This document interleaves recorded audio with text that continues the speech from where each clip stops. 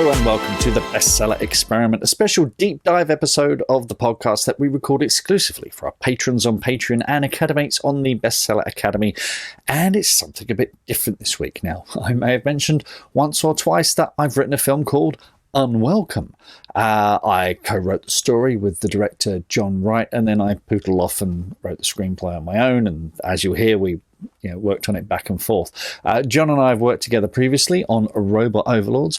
Actually, we've worked on all kinds of stuff over the years, but those are the two things that have been made so far, such as the life of a screenwriter. John is also the director of films like Grabbers and TV shows like Brassic and Dalgleish. Back in the summer of 2021, while all the press stuff was being recorded for the film, John and I gathered questions from the BXP team and Academy members about the making of the film and set out to answer them. So we talk about how we work together, how he works with the actors and crew, and generally how a film is developed and made. A big thanks to everyone who sent in the questions. We had great fun recording it, as you'll see and hear. The film is out on 27th of January 2023 in the UK, 10th of March in the USA, and the rest of the world. Dates all over the place, but if you follow me on social media, you will know. In the meantime, here's the trailer, followed by myself and John. Enjoy. We've been gifted this beautiful house. We live here. Can you believe it? Maeve wanted to keep the place in your family, Jamie. We really appreciate the house. Well, then you know. It's got a hole in the roof. The Whelans, they'll do a good job. Jamie, Mayor, you just carry on with your day as if we weren't here. There is one thing I need to show you, and it's a little bit peculiar. Every evening before sunset, she'd leave a blood offering here. Sorry, did you say blood? For who? For the red caps. They'll need feeding. They'll be hungry.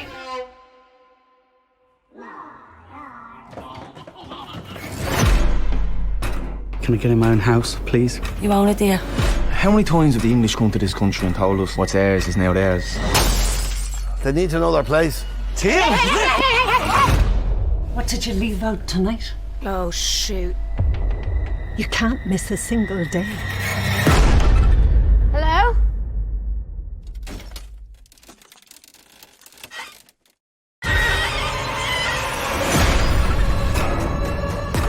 Is anyone there? I can't be scared. Not in my own house. Don't leave your missus alone with the lads. Help me!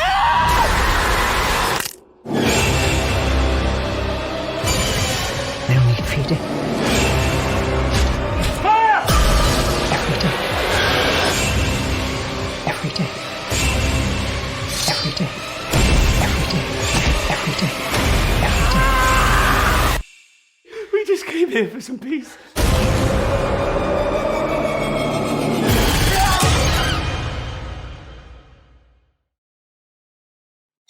Right, shall we do some Tracy montage? Montague? Oh, I see. I was like, is this a sort of technical term? Let's. Tracy montage. Yeah, it's like, we did one very good one of those. Sorry. Have you had a drink? No, I'm sober. it's just on the I did have a protein bar. Oh, right. Excess of sugar and caffeine. Protein bar. Just basically a topic. You remember topics? Yeah, Do they topics. still have topics? They Yeah. do. Oh, well. They're probably smaller. Do you know what I find interesting is that sweets haven't really changed since we were kids. A lot. Well, they got smaller. And I know They that have all the same, but they have all the same brands. Yeah. I'd have thought that would have all moved on like many times. You still have a Crunchy. Yeah. You still have a Mars. And it's a Twix It's or a not Kit called Kat. Mars anymore. is it? No, Mars is Mars. It's Marathon became Snickers, of course, Okay. famously. And Opal Fruits became stuff. What the fuck are we talking Which about? listener? You've got to keep these listeners in check. John, I've got some listener questions from the listeners of the Bestseller Experiment. You sort of dropped into a mode then, didn't you? I have. This is my interview. You like it? Yeah. Suddenly your voice went a bit deeper. This is my interview. Your podcast. This is Dad's interview professional voice. voice. Podcast voice. Yeah. A lot sexier when you're doing your podcast. It's got the secret. Quite unattractive normally. The secret.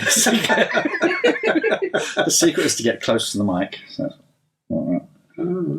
Yeah. Just that distance. Yeah, that distance. Don't put yourself off.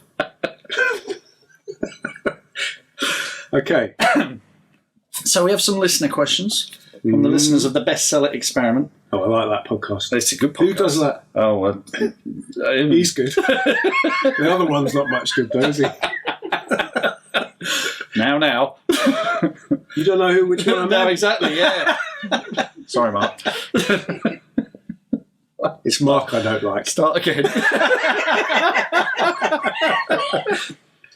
Just leave all these bits in, they're good. I would leave them in my film. Yes, yeah, you would, yeah. Yes. All right, okay. So, first question Yeah. is from Tracy Montague. Yes. How long did you spend writing the screenplay? And I looked this up, so because I keep a diary. How does that remind me of when you throw the cards away? That's like Jay Leno or somebody. Yeah. Who does that? Yeah. Who fires the cards away? David Letterman? Possibly. I don't know. You don't know. I don't know. So I keep a diary. So I've got here Oh, yeah. Tuesday, 26th of March, John called me a what? You'll never have these published with blue language like that. John and I found a nook in the Continental Hotel restaurant in Whitstable yesterday. Yes, we did. And started working on ideas for Red Caps, which is what it was first called. Oh, right. Okay. It's coming together pretty fast. So that was back in March 2019. And then February, Wednesday, 19th of February. It was a year, wasn't it? 2020, yeah. Last night, John and I wrapped up the final tweaks on The Little People, title change, with a 2-hour collabo read. I'm going to have to explain what that is. Yeah. John promised to send it to Piers in the morning. I was set to put it out of my mind for the next few weeks. By lunchtime, Piers had not only read it, but loved it and wants to shoot in early 2021. And that was just weeks before the whole world. And he beat his own deadline. Yeah. Which is saying something for Piers. Yeah. Well, a year isn't bad going at all, really. No, it's From a conversation to a script that then went into production. Yeah. If you do it in a year, there's not many Yeah. do it that quick. So that's not going to happen every year then? Well, it could do. Could do. Yeah. But that is unusual, I think. Yeah. Would you not say? Amongst the people we know. And Well, I mean, considering it was 6 years since the last film, so, you know, that's... yeah, I mean, I suppose in that I've been distracted doing television.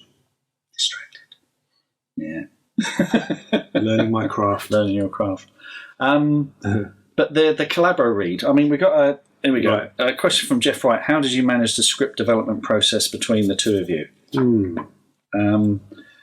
Because you were working on TV shows and stuff, so we would have conversations about story and character and ideas. Then I'd go away, knock them into shape, send them to you. And then because even before lockdown, because you were in Manchester a lot of the time, Yes. so we would do it over phone or FaceTime or whatever. Yeah. And we had what we call collabo reads, which is where we share a screen and make it, because you like it really big, don't you? You like the script really, really big on the screen. Yeah. And then we will read and we'll do voices. We'll do the voices of the characters and read and Yeah, just but go sometimes we through do it in...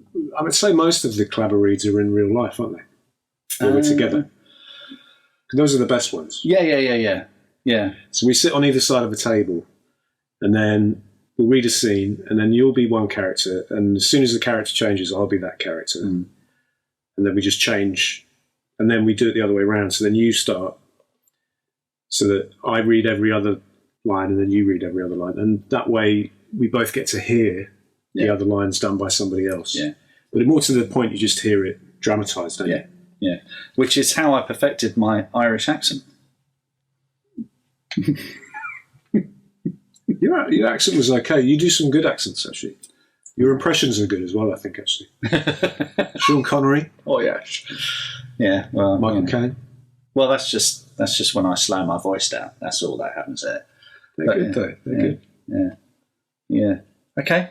But yeah, that was... So no, that doesn't really answer the question. No. How did you manage the script development process? Basically, for this one, so previously we've collaborated where I'm a bit more of a co-writer. With this one, I'd say it was probably the least co-writing that I've done. and it's also the most notes that I've given. Yeah. So we had meetings where I would be very detailed about what I thought could be better or different. Sometimes I'd be prescriptive and I'd say, we should do this. And sometimes I'd say, I don't know what the answer is, but I want it to be more like this. And I was quite, I felt I was quite brutal at certain points in the process. Like, gave you a lot of criticism and was quite negative. But you responded very well to all that. Well, thinking back, the first draft you didn't think was a goer, did you? No, I mean we had a meeting where I said, look, I've got to be honest with you. I don't think I'm going to direct this, so I don't want you. What I was guilty about was you were working for free, essentially, which is what they always tell you not to do. Yeah, but that's what writers do. But they always say that's the sort of modern day advice is you say you should never work for free. Always make sure you're paid. But I'm not sure that's true actually, because I think a lot of things happen if you're willing to work for free that wouldn't happen ordinarily. However, at this point, you had just bought into the idea and you were mad keen to do it. And I said, you know what, I'm not sure of this draft, if I'm going to make this film, because on the basis of this draft, I'm not going to. And I just wanted you to be aware of that, because I didn't want you to spend loads of time working and then we don't make the film, because then it's just a waste of energy, isn't it? Well, that's a director talking there, because I, at least at the end of it, and because it was a solo writing credit, I would at least have a spec, I would have a sample. Yeah. And I think it's important if you're writing screenplays to have a good sample every year and, have something new that you can show people. So, and I was enjoying it. And my first draft's always rough as balls anyway. So it was... Well, to give you your due, I said, look, it's your choice, but I'm not committing to directing it. It's your choice if you want to keep working on it. And you said, I definitely do. And you were quite driven about it. And then later, when we actually got the film financed, I said to you, you know what, give yourself a big pat on the back. Because you were the one who drove it forward when I was willing to stop. It was definitely, I said, you've got to give yourself your due, and your due whatever money's coming to you and whatever praise you get for the movie or whatever, because you were the one who said, who didn't accept no and pushed on. Well, it was a very personal project as well. That was the thing. It was, and we can talk about that later maybe, but... Well, that's one of the notes, that's one of the things that made, when it got a lot better, I can't remember if I said this to you or you decided it, but you decided to put more of yourself into it. Yeah. And make it more about things that had happened to you in Epsom. And then when you did that, the script sort of came to life and it went up a gear, and it was just so much better as a script. So that's kind of interesting, isn't it? Because that almost suggests that you should... Right from the heart. Yeah, or put yourself in it. Yeah. Well, that's Mark DeVoe's question, co-presenter. Oh, I know him. Yeah. Lovely voice. Lovely voice. He's got a very good speaking voice. Very good speaking His mum voice. would be proud. When was the moment you knew you had a great screenplay? And I think that was... When was the moment? Yeah, when you put yourself into it, I think. That was... Yeah, it was that draft that you came back with, and you'd put more of your own personality into it, and you'd gone further. And it was weirder, actually. It was more extreme, wasn't it? Yeah. And then that's when I clicked with it. I was like, ooh.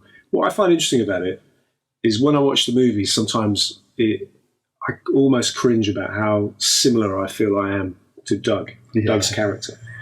Like I don't look like Doug, but he's a bit, there's a bit of a resemblance. Yeah. Doug always said it. Doug was like, oh, I look like you. And it's interesting that it's your script, but I feel like a lot of ownership, if you like, of that character, and I almost cringe, like, oh god, it's quite revealing quite a lot about.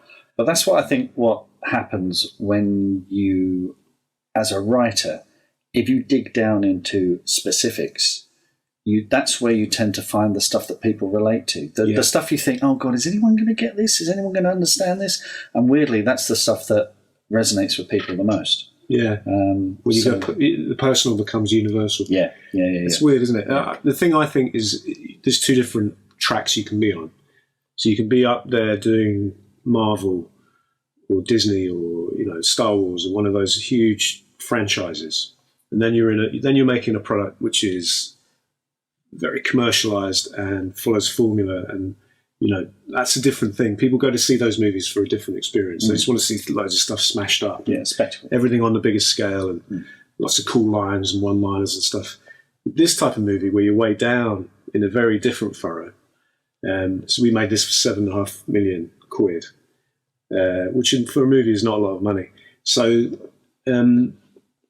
you have to be different, and you have to go to different places and show people things they don't normally get in order to compete with those huge franchises. Yeah. So we kind of did that. We went to lots of different extremes and put a lot of our own personalities into it and made it very specific. And I think it's much better as a result.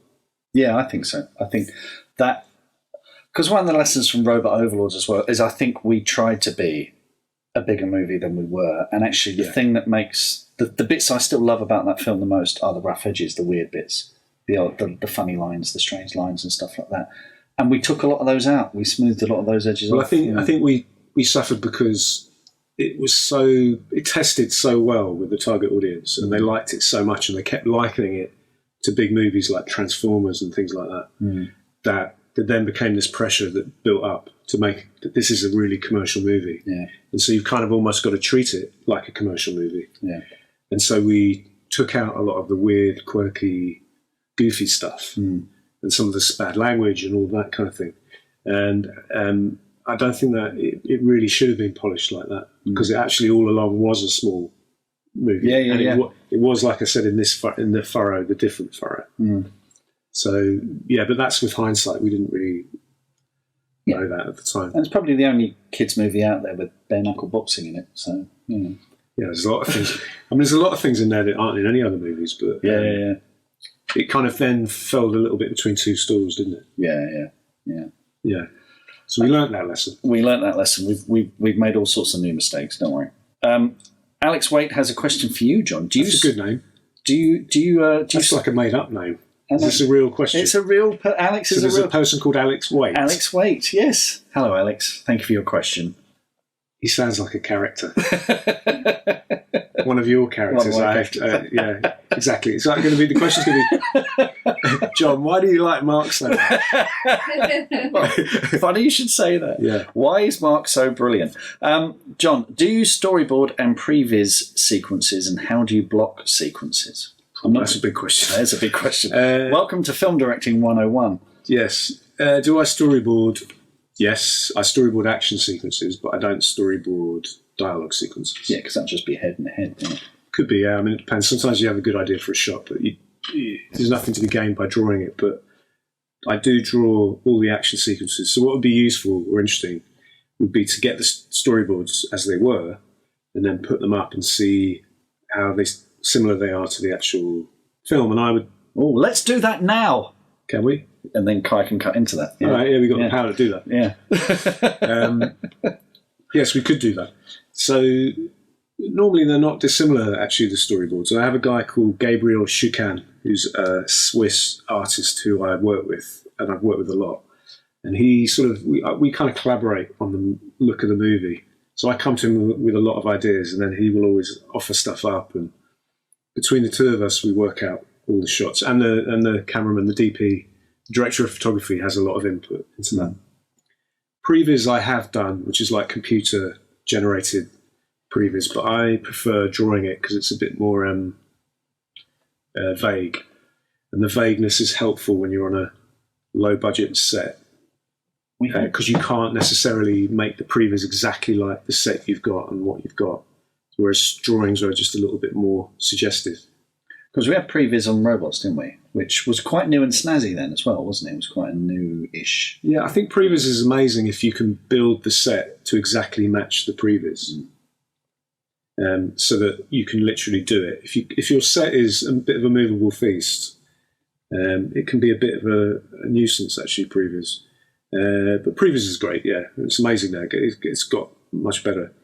And how do you block sequences? Right, well, have we got time for this? You turn up on set, and the actors turn up as well. And then normally I would have channels worked out. And by that I mean areas that I want them to be in. Mm-hmm. So I've already consulted with the director of photography and said, where would they look good, They'll say, well, if they stood by the bar or they stood by the window, or, there's areas where people will look great. Right. And I'll already have an idea about that. So then I will say to the actors, okay, how do you want to do this? But I will steer them into those channels if I can. So I'll say, you're going to look great in these areas here, in this cross here.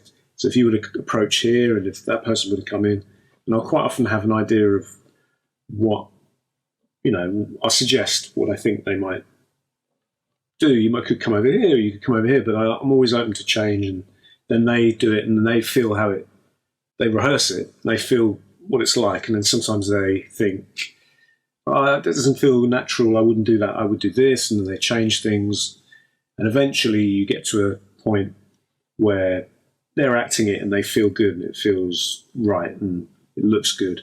And then I'll say to the DP who's been watching the whole time with me, or not necessarily the first rehearsal, but he'll watch pretty soon, like second or third rehearsal. I'll be sort of looking at him the whole time when they're rehearsing, and we'll be making signals to each other like, that could be a good shot there, that would be nice. And then we'll talk quickly and we'll say, you could do a big dolly push in there. And, we'll already have some ideas. We'll basically often go to a scene knowing one great shot. Right. That's going to look really cool if we did that. And often you can build your sequence around one great shot. So that would be my advice, I suppose, if I was giving someone advice about how to block a scene. I would say, work out your coolest shot, your best shot, the one that you're most excited by in the scene, and shoot that first, and then see what else you need. Because sometimes you shoot it with that super cool shot and you think, we've got it, that was it. Or you think, no, it's easy, all we need is that. We need to look back on that character when they said that line. Right. And then we've got it. And that thing of deciding first and agreeing with the DP where they're going to look best, I guess that saves you a lot of time, doesn't it? Because the alternative is you walk in and you go, oh, I'd like them to be over there. And then the DP's like, well, that's going to be really difficult to light. I did it when I was less experienced, so I would let them go a bit more free, the actors, and I'd say I wouldn't encourage them. I'd just let them be free. Do whatever you want, And then you just do the scene. But like, say, for example, somebody's cowering from somebody. Instinctively, when you cower from somebody, you scramble to the darkest corner in the room, So they would scramble into a corner, and then someone would come and stand over them and shout at them, and then the DP could just see, they were just thinking, there's literally in the worst place in this entire, we've got this fantastic location, and they've gone into a completely pitch black hole in the corner where I can't get any lights in, and then you'd spend a lot of time. They're fighting against the reality of where the actors have positioned themselves. So I've now learned to try and preempt that, and sort of, it's often not very complicated. If you stand in a shaft of light, you're going to look good. If the light's hitting you from behind or the side, that's a channel for the actors to be in. But I try not to nail it down and actually say, you've got to stand here, you've got to stand here, because then they can feel a bit limited and constricted, and they don't get to try things, which is important as well. Because I made short films in my youth, and we had a proper lighting camera operator, and that's the thing that always shocked me, was just how long it took to light anything. And it's a dark art. It's a dark art. It can really take up time, can't it? It can, yeah. And there's a reason why some of the big budget shows look so amazing. And it's because they spend quite a while lighting them, and they're very careful with their lighting, and it just takes time, Cool. Thank you for your question, Alex, if that is your name. Mr. Waite. I think this is from Mr. DeVoe again. Where did the inspiration for the Far Darrig come from? Well, you should answer that. Yeah, well, we both, you were born in Ireland, I've got Irish family, and we'd heard all the stories, and knew some of the mythology. Yeah. And we started talking about leprechauns and little people and stuff like that. And there were a couple of books. There's one by Kit Cox called Morningwood. There's one by C. Robert Cargill, Dreams and Shadows, where they talk about redcaps specifically, which I think I'm probably found more in Britain, whereas Far Darrig are the Irish version of that. But I think Far Darrig are more prankstery kind of goblins. Yeah, they're in Irish mythology as goblins that kill people and then they dip their blood, soak their caps in the blood of their victims, and then put the cap back on. So they're like sort of malevolent gnomes kind of in mythology. Yeah. But what we liked was that we were taking the old Irish cliche of leprechauns and then doing something quite different with it and unexpected. So the word leprechaun is used in the movie sort of 3 times or something. But always like, these aren't that. This is something different. Yeah. But it is based on an existing sort of folk tale, isn't it? Yeah. I mean, the thing is, once you start digging into this and researching it, you find that people can't agree on anything. There is no... It's all made up, isn't it? Exactly. They're not real. There is no kind of formalised mythology in the same way that some religions have. So, you know, there's you can have a bit of fun with that. And that's the thing it's a very rich seam of story, Irish mythology. It's not really... I mean, you've got the cartoon saloon films, you know, Song of the Sea and stuff like that. Yeah, which are great. Which are absolutely brilliant. Absolutely brilliant. And they're the only ones really doing anything like that.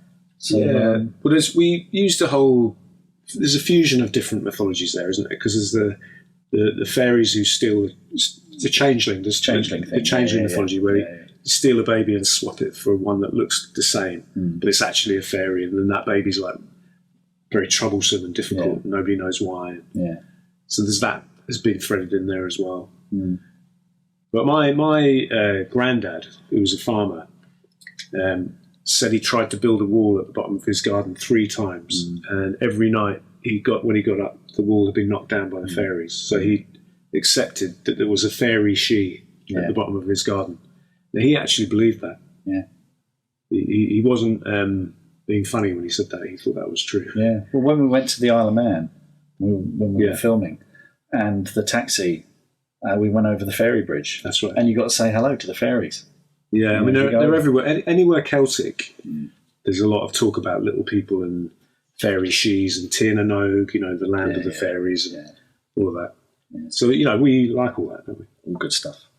Another one from Mr. D. What moment was the most fun you had creating the film? Okay, I have my own idea for this. Go on then. Well, do you remember the day we got a whiteboard? Your whiteboard? Oh, yeah. And we said, okay, we're 2 teenagers and we're going to go and see this movie, and what we're interested in is the way the goblins are killed. Yeah. And we want to see them killed in loads of inventive ways. Yeah. And we basically wrote down every single creative way a good day. we could think of a goblin being murdered. Yeah. And we went round your house and we looked at every household object in every room of the house, and we were like, you could do this, you could do that. And in fact, we cooked up like probably 10 times more deaths than are in the movie. More than the budget could cope with. They didn't necessarily even go in the script, did they? But we still got that. Yeah. So if we were ever to do like a sequel. Yeah, a sequel. And they're in the bank. Yeah. I've got a picture of that somewhere. That felt very childish in a good way, though, didn't it? It was gleeful. Absolutely gleeful. Yeah. It was great. I was sort of cackling to myself. So. I mean, we've had a lot of fun on this show, really, because we laugh a lot when we're... When we're working together, make each other laugh a lot.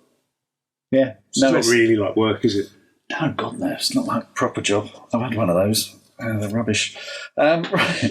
What surprised you most about making the movie? Well, there's probably a whole bunch of answers to that. But the one I will give you is...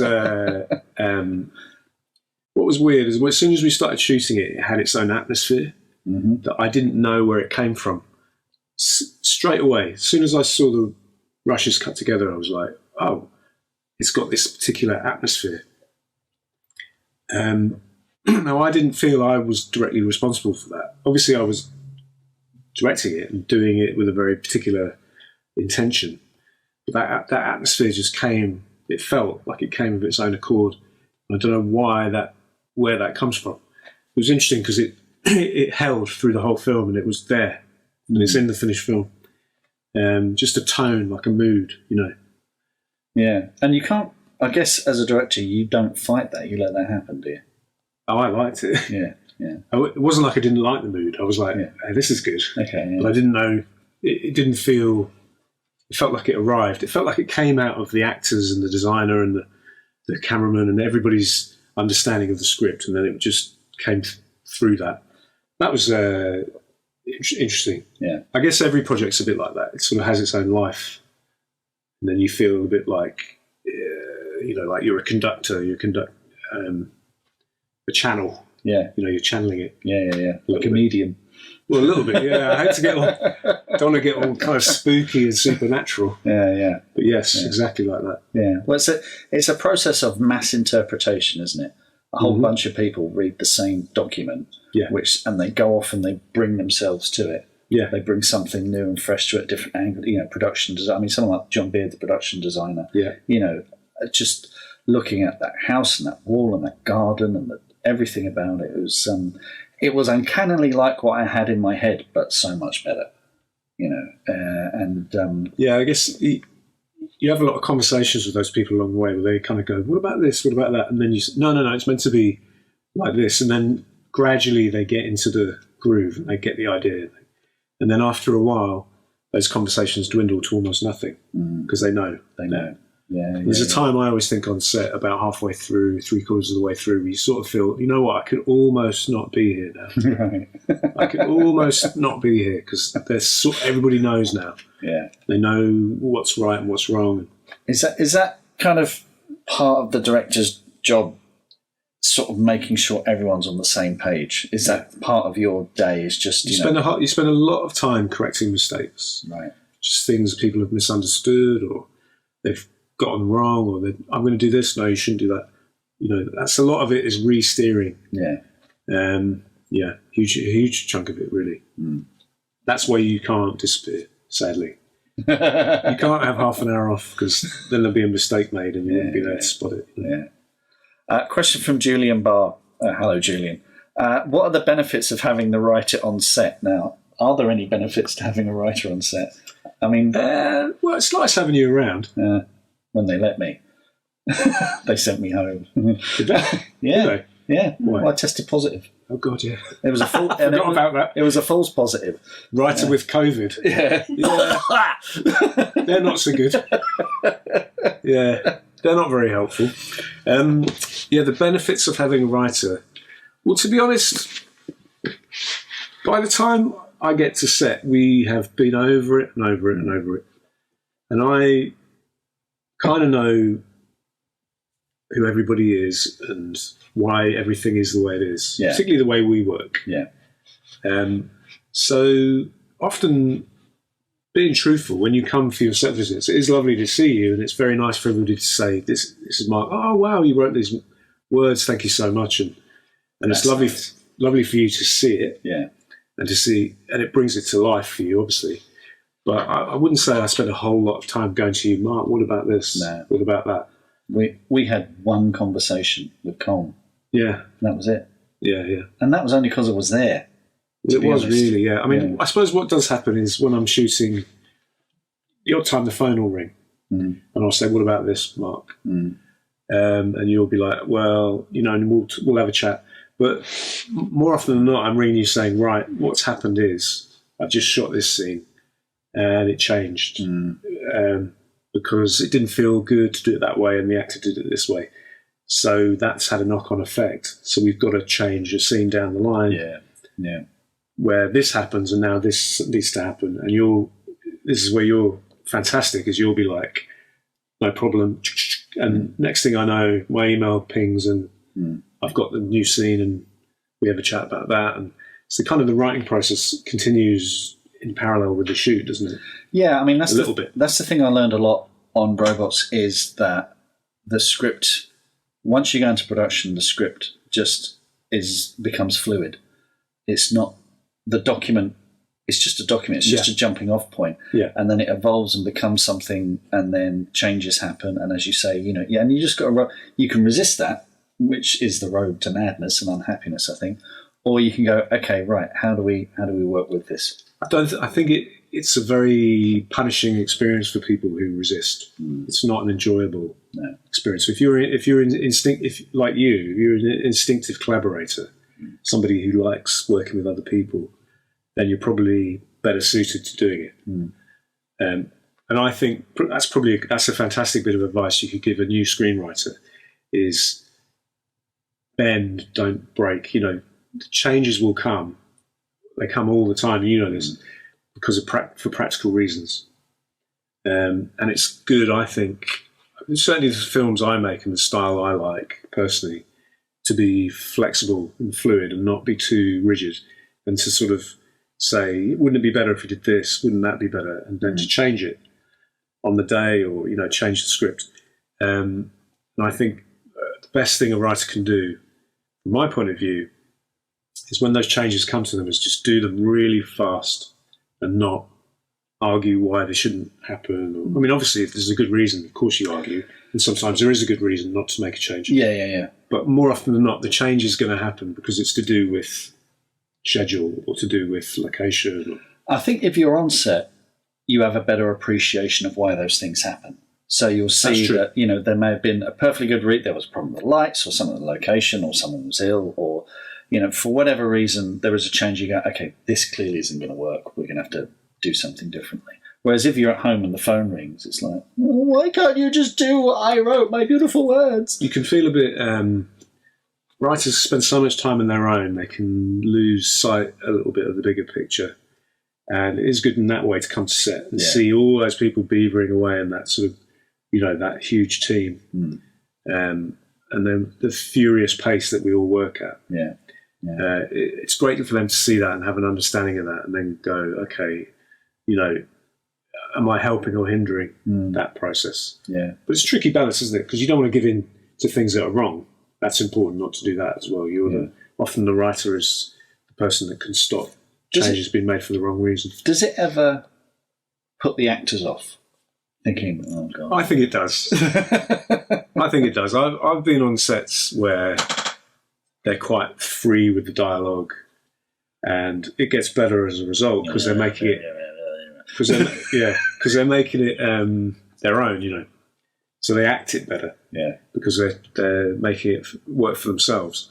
And then the writer arrives, and suddenly all that stops.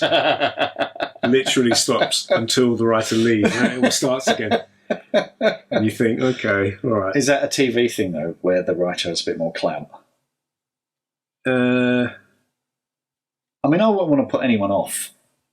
No, I mean, I'm joking. I didn't give anyone the evil eye. No, I'm joking. I'm joking, really.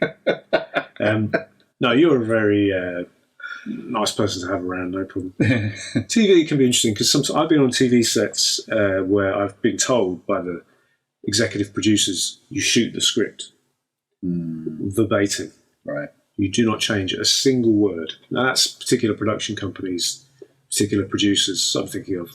But, you know, it's interesting because then you really respect the writer's vision. So everybody speaks with one voice, if you like. The flip side of that, if you get an actor who's not great at delivering scripted lines and making them seem real, is they're really struggling to make it good. And you know, if they just loosened it up a bit, they'd be absolutely fine. But they just never get there. And so there's kind of swings and roundabouts. Yeah, I mean, I don't mind as long as they make me look good. Yeah, well, that's my job, is to sort of catch the changes that aren't good and say, don't do that. You know, and not let people, you know, there's a world in which you let people improvise a lot and then they start swearing a lot and just shooting all over the place. Bless you. Sorry, I was trying to hold it. I was like, shit. It's all right, we have sneezes in this one.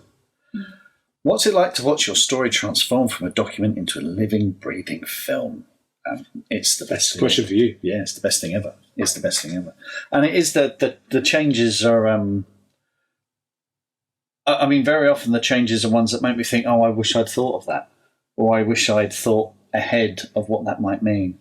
But it's brilliant. I mean, first of all, it's the actors, because we had a day's rehearsal with Jamie and Chris and Christian, which was so much fun. And they play the siblings in this, and just seeing them together, you just, oh, this is going to be great.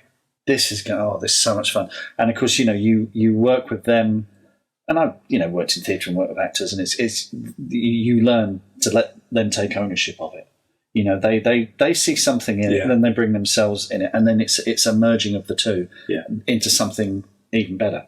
and just seeing. I mean, Chris and Jamie Lee, they were the first ones to arrive. They just immediately, I just thought, oh, this is so good. This is going to be so much fun, which was nice because later on in the film, there was an opportunity to write an extra scene for the pair of them and give them more to do, which was such a treat. And the good thing then was I knew what they were capable of. And whereas, when you're writing a first draft, you have no idea. You might have some idea of actors you want for the roles. Yes. But this, I knew what they could do. I knew their voices and I knew what I could give them. And it was so much fun. Well, that's the beauty of TV, is that they get to do the first series and then everybody's cast. And then when you come to write the second series, you can write it for the actors and you've already seen they're great at that. They're not so good at that. And then the writing goes up a gear, But then you had a little microcosmic opportunity there because it was one of those changes that we talked about. Carl Meany wasn't available for a particular scene. And then we were like, well, what if the two kids came in and did the scene instead? Yeah.